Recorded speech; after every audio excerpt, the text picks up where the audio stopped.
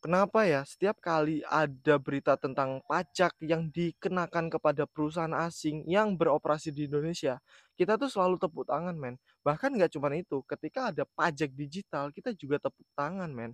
Kita mungkin mengira bahwa, "Woi, pajak digital yang dikenakan kepada Shopee yang dari mana? Singapura atau China. Terus pajak digital yang dikenakan kepada, Meta, kepada Telegram, kepada perusahaan-perusahaan asing yang beroperasi di Indonesia." Kita bangga, woi Indonesia bisa ngasih atau minta pajak ke mereka loh, nggak cuman ke warganya, nggak cuman ke masyarakatnya loh. Tapi coba deh kamu pikir-pikir sebentar, yang bayar pajaknya itu benar-benar perusahaan mereka kayak Netflix, terus kayak Shopee, kayak Video, kayak TikTok. Apakah benar-benar perusahaan itu atau malah siapa?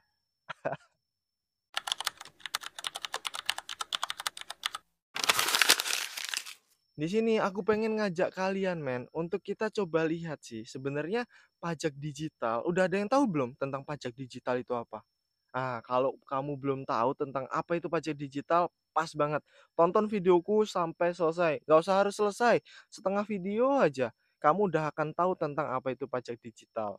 Selain kamu ngerti tentang pajak digital, kalau kamu nonton sampai selesai, kita bisa sama-sama ngerti men, bahwa pajak digital yang dikenakan ke perusahaan-perusahaan digital luar negeri yang beroperasi di Indonesia, itu tuh siapa sebenarnya yang ngebayar, siapa yang dapat, siapa sebenarnya yang dirugikan, atau jangan-jangan malah gimana? Tonton sampai selesai biar kamu tahu semuanya, oke? Tonton sampai selesai. Tapi sebelum itu, aku minta bantuanmu untuk ngembangin channelku, bikin aku lebih semangat lagi. Caranya gimana? Caranya gampang aja, men. Tinggal kamu subscribe, like kalau kamu suka, dan kita diskusi. Diskusi aja di kolom komentar. Ketika kamu udah mulai ngungkapin diskusimu, ngungkapin keresahanmu, aku udah seneng banget. Oke, kutunggu di kolom komentar.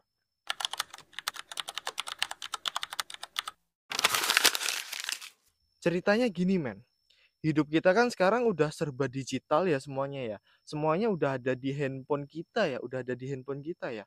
Jadi kita mau cari berita pun tinggal buka handphone, cari di Google, itu udah ada beritanya. Terus kita pengen cari berita tentang keuangan, kita bisa buka handphone kita, cari situs Bloomberg atau kita mau cari berita tentang kripto deh spesifiknya. Kita bisa buka handphone, terus buka App Store atau Play Store, kita download aplikasi-aplikasi yang fokus yang berhubungan tentang kripto, atau kamu bisa cek CoinGecko, CoinMarketCap, ada juga Akademi Kripto, ada juga Digital Wave. Banyaklah kalau kamu pengen cari tentang berita kripto dan semua itu ada di handphone kita. Terus kalau kita dulu kan berhubungan sama teman atau saudara kita yang jauh, kita harus datang atau paling majulah waktu itu tuh bisa SMS, bisa telepon seluler. Sekarang kita nggak perlu pakai itu men, kita tinggal beli paketan, kita pakai WhatsApp, kita pakai Telegram, kita pakai Line, kita pakai Facebook, bahkan kita pakai DM-DM di Instagram. Terus kita dulu kan kalau pengen belanja, itu kita harus keluar rumah, harus panas-panasan, naik motor atau jalan kaki atau naik sepeda. Sekarang nggak perlu keluar rumah, tinggal kamu buka handphonemu, kamu belanja bisa lewat Shopee, Tokopedia, TikTok, Lazada, Blibli, dan lain sebagainya, men. Nah, kalau semua aktivitas kita dilakukan melalui dunia digital, terus pajaknya nariknya gimana pemerintah? Nggak mungkin dong pemerintah mau narik pajak di dunia digital yang kita lakuin, itu nggak terjun langsung ke dunia digital. Makanya, pajak digital tuh apa? Nah, disinilah pengertian yang akan kujelasin.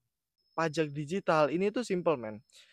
Jadi negara kita itu menarik PPN dari layanan digital asing. Jadi perusahaan-perusahaan asing, perusahaan-perusahaan digital asing yang masuk ke Indonesia itu harus bayar PPN men. Yang PPN itu masuk ke uang kas negara kita.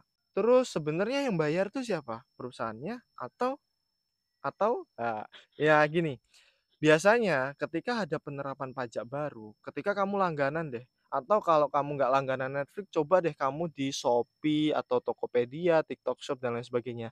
Itu ada PPN kan, ada pajak tambahan kan atau biaya admin kan. Nah, itu itu kalau aplikasi memberatkan pajak kepada penggunanya, ya yang bayar pajaknya itu kita. Terus aplikasi apakah bayar? Enggak, mereka naikin harganya untuk apa? Naiknya harga itu untuk bayar pajak. Jadi siapa sebenarnya yang bayar pajak dari perusahaan-perusahaan asing itu? Ya kita-kita lagi kan. Terus baru-baru ini, Juli 2025, pemerintah itu bikin aturan baru, Aturan ini dinamai PMK. Marketplace kayak Shopee, Tokopedia, TikTok Shop, Bukalapak, Lazada, dan lain sebagainya lah. Itu diwajibkan untuk menarik pajak secara langsung dari penjual, Jadi setiap transaksi ada PPh final 0,5% dari omset penjualannya. Jadi harusnya sih nggak perlu lagi lapor SPT ya, karena udah jelas di situ otomatis kepotong kan pajaknya. Nah, pembuatan kebijakan ini tujuannya tuh manis banget, manis banget. Karena apa? Karena dikatakan bahwa ini agar semuanya adil, biar semua sama rata dengan toko offline juga.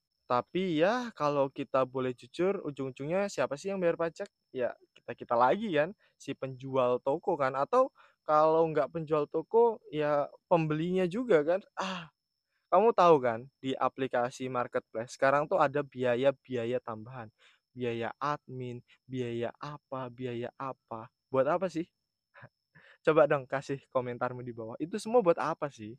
Nah, disinilah yang mulai menarik, Mungkin di atas kertas itu yang wajib pajak perusahaan-perusahaan digital tersebut, tapi kenyataannya yang bayarin pajak mereka itu siapa? Siapa?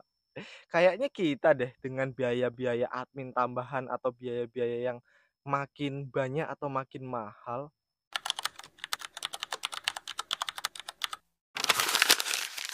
Buat kamu yang masih belum ngerti, coba kamu bayangin gini deh. Misal kamu buka ketoprak di pinggir jalan, terus tiba-tiba kamu dimintain pajak, Kamu harus bayar dulu pajaknya sebelum kamu buka ketoprak ini. Pertanyaannya apakah kamu mau rugi? Kamu belum tentu untung loh, kamu udah harus bayar pajak. Apakah kamu mau rugi? Nah, pilihan yang bisa kamu lakukan adalah yang tadinya harga ketoprak kamu mungkin 8.000 karena agar lebih murah kan daripada ketoprak yang lain. Mau nggak mau kamu naikin harga ketoprakmu jadi 10.000. 2.000-nya itu untuk bayar pajak. Terus pertanyaannya, sebenarnya yang bayar pajak itu tukang ketopraknya atau pembelinya? Kamu bisa jawab kan siapa sebenarnya yang bayar pajak itu? Tukang ketoprak atau pembeli ketoprak? Dulu Netflix per bulan pernah 49 ribuan ya per bulan. Terus ketika ada pengumuman pajak baru, harga Netflix naik jadi mungkin sekitar 54 ribu. Tahu kan? Tahu kan siapa yang harusnya bayar pajak, tapi siapa yang dibebankan kena pajaknya? Terus belanja di marketplace lah, kayak di Shopee, Tokopedia, terus TikTok Shop, kan ada biaya admin ya.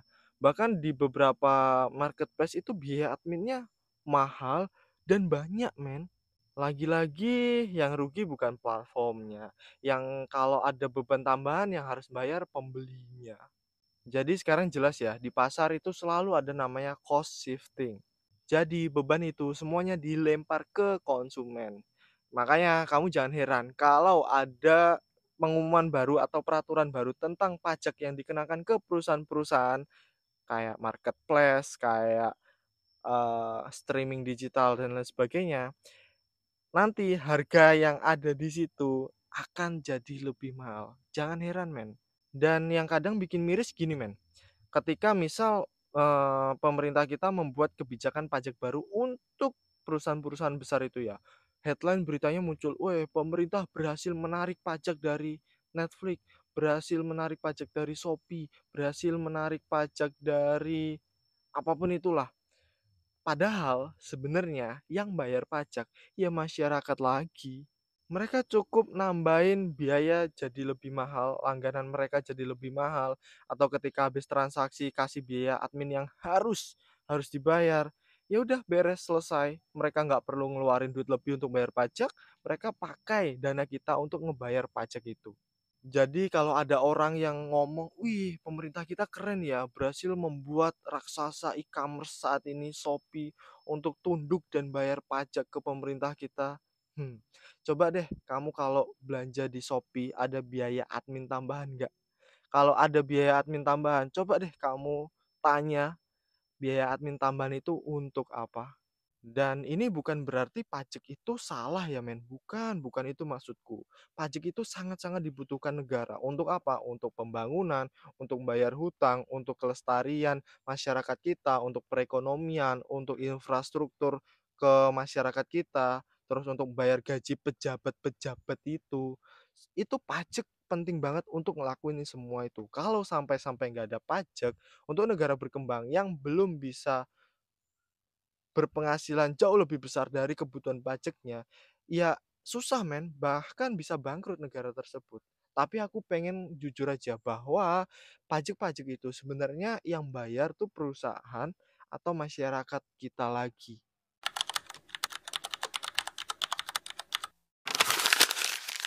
Jadi kesimpulannya tuh pajak emang perlu men, perlu banget pemerintah kita minta pajak ke perusahaan-perusahaan terutama yang dari luar negeri beroperasi di dalam negeri, perlu banget untuk minta pajak ke mereka.